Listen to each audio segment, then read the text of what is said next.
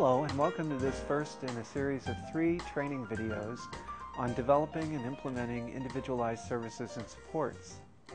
I'm Mark Brennan, Project Director for Continuing Education Television at the Missouri Institute of Mental Health in St. Louis, Missouri, Continuing Education Division. With me today is Barbara Malone-Bequette, who has 30 years of experience in both publicly funded and privately funded mental health organizations. Hi Barb, how are you? Hello Mark, it's good to see you again. I'm fine. Great.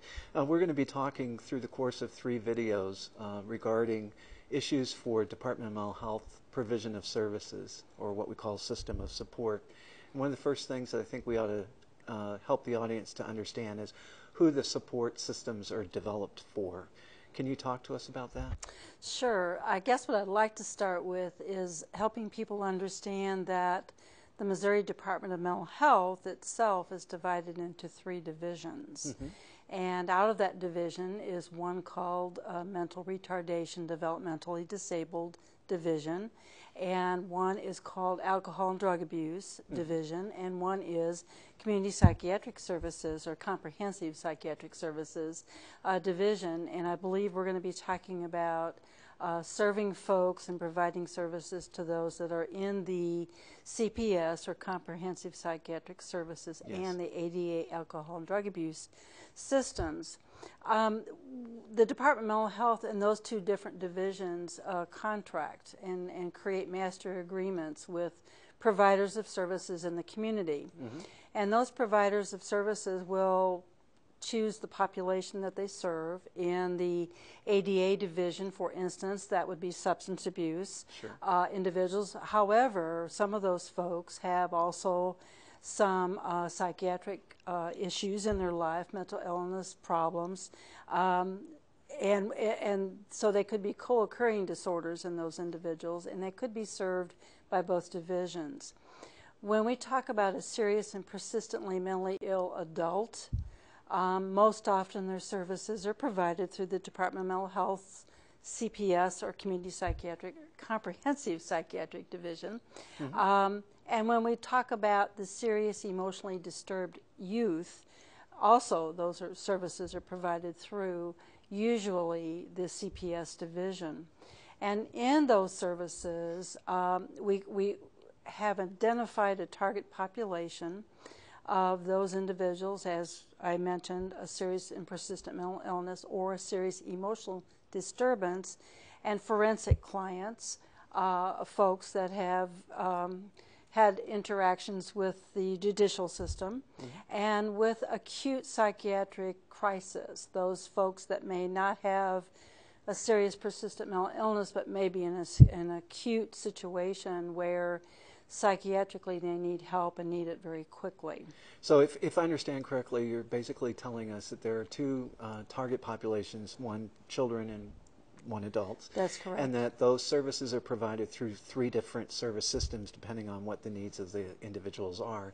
That could be developmental disabilities, major mental illness, or drug and alcohol That's abuse. correct. And CPS is the division of the department that provides services to folks who have mental illness, whether they're children or adults. That is correct. And when you use the term severe emotional disturbance, you're using that for children.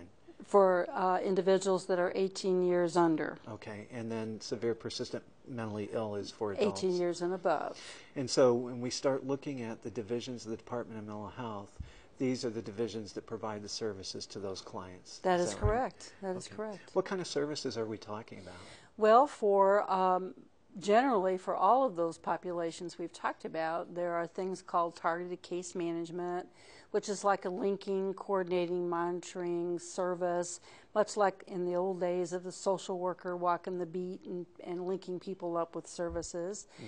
Secondly, we have the Access Crisis Intervention services that are provided by either agencies themselves or by a particular entity that provides 800 hotline call availability, mobile units, that kind of thing. And then we have some supportive residential services, and we have something called a Community Psychiatric Rehabilitation Program, or CPRP, where there are 6 different core services within that program, and that includes service provision or community support services or case management services, whatever you want to call that, but it's providing individualized services to folks. So a lot of information and a lot of acronyms. Yes, and I'm going to try to hold that down.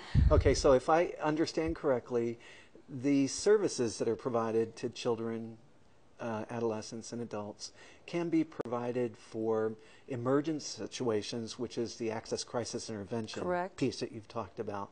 That seems to suggest people in an emergency and the staff who work in there do assessments of people who might be in emergency situations, right? That is correct. And targeted case managers are individuals who are kind of brokering services. Once an assessment is done, they're trying to hook people up to particular services after the crisis, for instance. Yes, and that could be linking them with a psychiatrist, it could be linking them with a counselor, it could be linking them with social services, could be linking them with Social Security office. Any services that's been assessed that that individual needs, that targeted case manager tries to fit the bill. Then there are the residential programs that you talked about, and we'll talk about that a little more in depth later. I'm interested in the CPRP. Sounds like a program. Is that right? It's a Medicaid reimbursable program that the Department of Mental Health opted for, called a rehabilitation option through the Center for Medical Services. And the services that are provided to these individuals can include medication services, can include community support services or case management services, can include day programming, can include the assessment, can include the crisis intervention services. All of these things are hooked into or a part of this program, and individuals have to meet an eligibility criteria to receive those services. Now, how would I, if I were an individual who needed help, how would I know what services I'm eligible for? I guess I need a little more information. If you're calling and saying, I'm really upset about, if you're calling an organization, for instance, and you call their main number and you say, I'm really upset and disturbed, I've lost my mother, or I've lost a child, I'm really worried and upset and depressed. The organization that you call may say, let's have an appointment, let's get an assessment, and let's see what we can do to provide services for you. Through that assessment process, it could go 2 different directions. Well, it could go 3. You might have to be referred to a different organization if the organization called doesn't have all the services needed. Number 2, it could be that the person is simply a situational issue where if they can just get some assistance working through that particular issue, like the loss of a loved one, that can be provided by maybe an outpatient program. If a person also, when they come in for assessment, it's discovered that they have a serious and persistent mental illness, they are certainly limited in their functioning in the community. They can't hold a job. They can't really get themselves out of bed in the morning. They don't keep up with medication regime. They're not able to generally take care of themselves, and it's been going on for quite some time.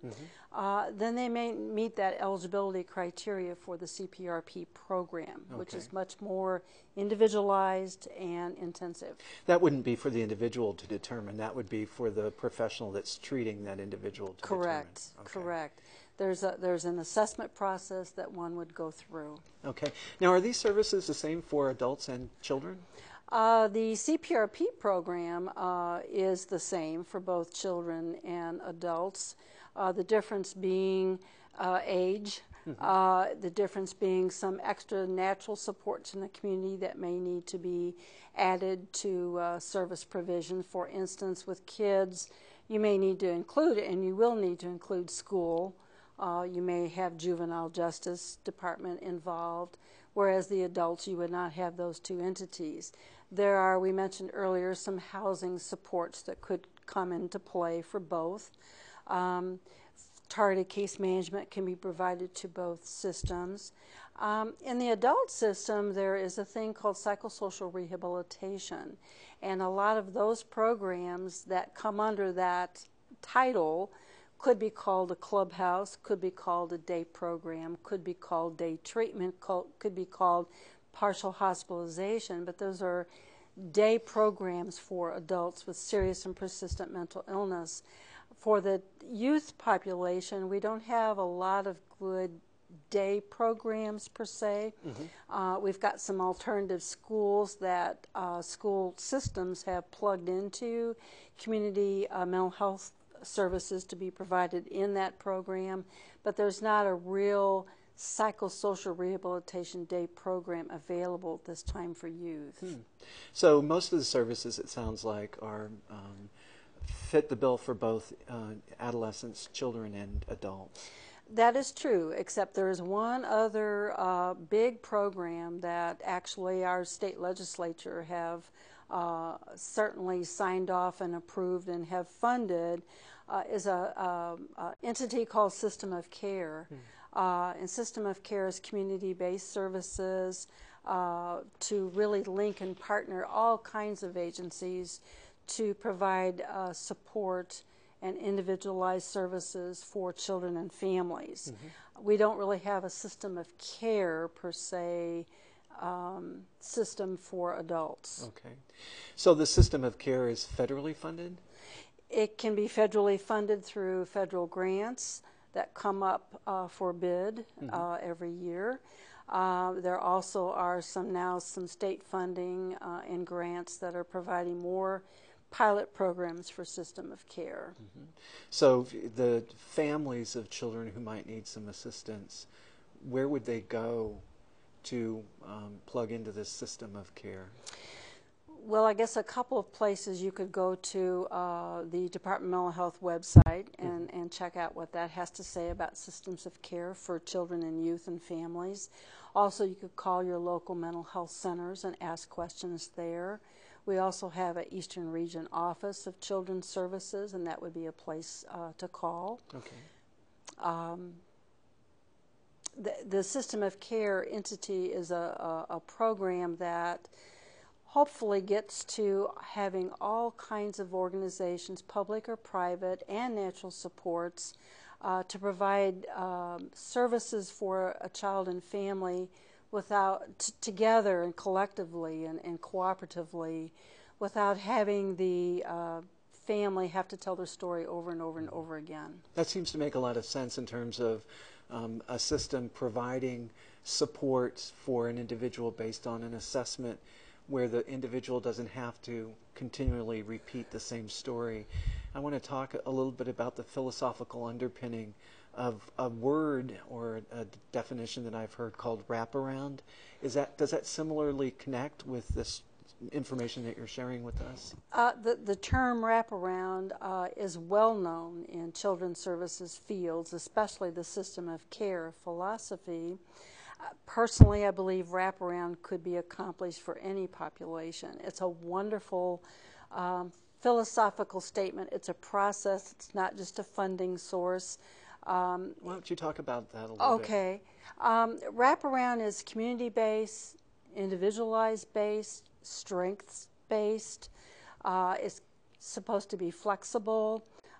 It's a unconditional love, and by that I mean if someone, a family or a child in the family has been in this program and there are things that are not going right and things are not going well, the philosophy is that it's not the child or the family that's failing, it's that we need to go back to the drawing board and unconditionally remain with the philosophy that they're still in the program.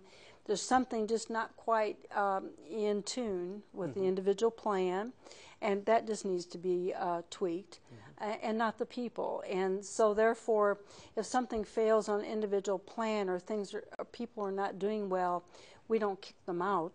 We just make a change in the plan. So for instance, if I'm an adolescent and I've gone through the mental health center assessment that we've talked a little bit about, and there's been a plan that's been developed for me, and I'm back in the school, and I'm starting to have issues at school, what you're saying is that you will not, as the mental health center representative, drop me off your caseload. Perhaps what you might want to do is connect with me and the school system to find out what might be going on that can be changed or remediated so that I can continue on in school? That's absolutely correct. And I want to go back to something that you said. The individual plan that's created after an assessment, what happens in a wraparound process is that individual plan is developed with everyone in the room at the same time and at the same table. Therefore, the youth, if appropriate, is at the table, the parents are at the table, grandfather may be at the table, school, juvenile justice, social services, whoever is involved in that child and family's lives will be at the table to help wraparound services. If you can visualize wrapping your arms around someone with a hug, this would be something similar in terms of we all can do something to help somebody else's life better. What is that? Let's identify it, let's write it down, let's follow through with it. If something doesn't work, then let's come on back to the table again and find out what we need to change. Now, I've also heard that wraparound also denoted at one time a funding mechanism. Is that accurate? There is a component in the Department of Mental Health in wraparound services that there is an entity called flexible funding, and that so dollars can be used to pay for some things that are needs.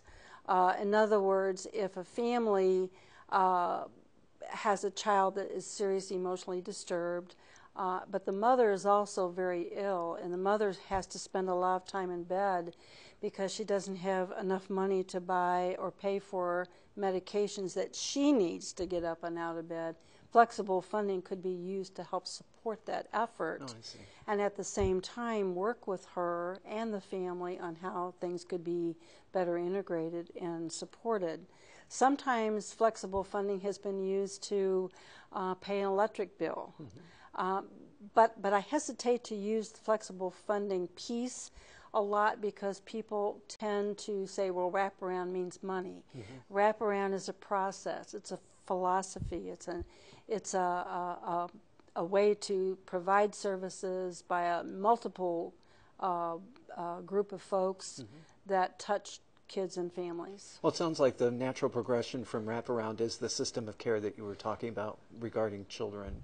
Absolutely. You know, it's almost hard to separate them sometimes. There's different levels of meetings, there's different levels of supports, there's different levels of responsibilities of who's going to do what. And our training video today is the beginning of community support services or case management services. And they are that driving component that kind of is the glue that keeps everything together.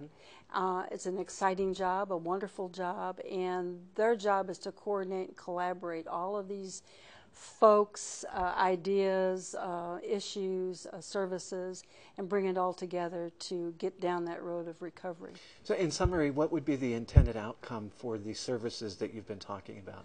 Recovery, independency, hope, a feeling of responsibility and respectability, a feeling of dignity, a feeling of being a part of the community and not just a person that is disabled.